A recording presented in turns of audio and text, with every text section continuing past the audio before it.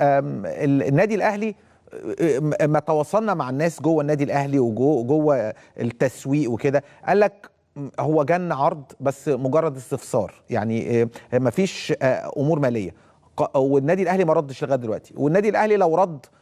الناس اللي بتقول كده يعني انها يعني قد النادي الاهلي يطلب 7 ل 8 مليون دولار. فهنا سالت يعني طب افرض النادي اللي هو في منتصف الجدول الالماني ده وافق على ال 8 مليون دولار، كان في كلام يعني ما يقال ان هو يعني حتى لو خد جالنا 8 مليون دولار فاحنا كده ممكن نستفيد ان احنا نبيع اللاعب ده ب 8 مليون دولار ونجيب 2 مهاجمين جامدين جدا بالفلوس دي. لكن على حد علمي وعلى حد قناعاتي انا كمقدم برامج،